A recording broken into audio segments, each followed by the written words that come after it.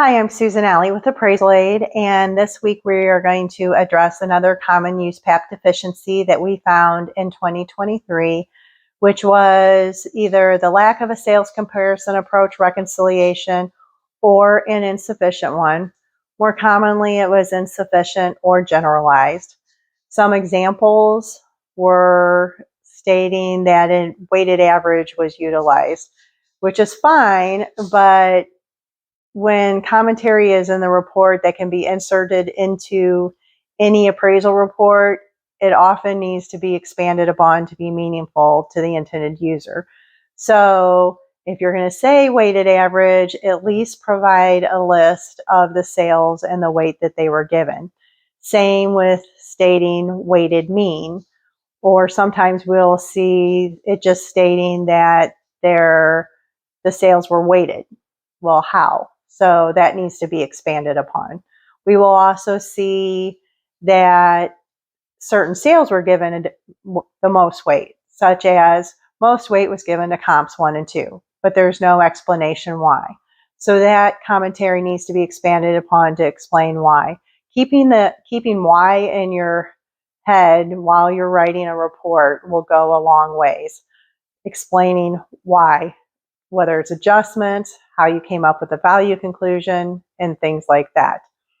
Another one we see is stating that it was based on the sales that had the lowest gross or net adjustments. Well, what that does is that basically makes the intended user go back and forth among the sales and look and see which ones have the lowest adjustments. Sometimes they're almost exactly the same, and we're trying to figure out if the value conclusion is reasonably represented based on what was said. So if that could just be expanded upon a little bit, you can say the gross and then explain, comp 1 had the lowest gross adjustments. It was given the most weight because, and then further explanation. Another one is stating equal weight was given to all the sales when the value conclusion does not reasonably represent that. Because if you're stating that they were given equal weight, I should be able to take the adjusted values and average them, which is what equal is. And if that's not reasonably represented by the number at the bottom of the appraisal report, then that commentary is not really relevant. Another thing we will see is just a range noted that the comparable sales adjust out between this value and this value, and then there is no explanation of how the value conclusion was arrived at within that range. Then another one would be as far as not addressing listings. I understand if I will see that the listings were not given any weight.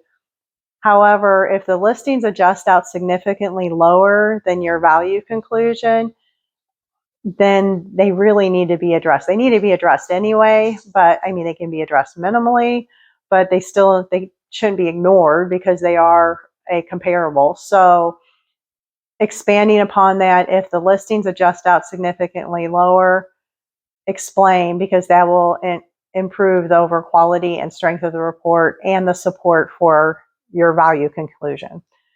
So the final one, sometimes I will see there will be a sales comparison reconciliation, but there will be an extremely large range of adjusted values, which I know that can often happen in rural properties. And some appraisers are really great about explaining the limited number of comparables, and the intended user can reasonably understand why there was a large adjusted range and how the value conclusion was arrived at.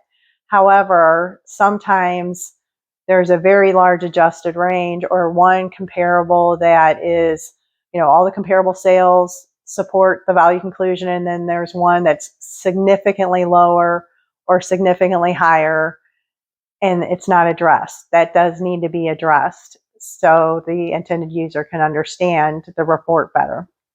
So we hope that those little recommendations will help you as far as in expanding any commentary that needs to be expanded upon. which will all ultimately help improve the quality and strength of the appraisal report and reduce everyone's risk exposure. And if you haven't already, follow us on LinkedIn and subscribe to our YouTube channel, where you can keep up with our series and other valuable insights.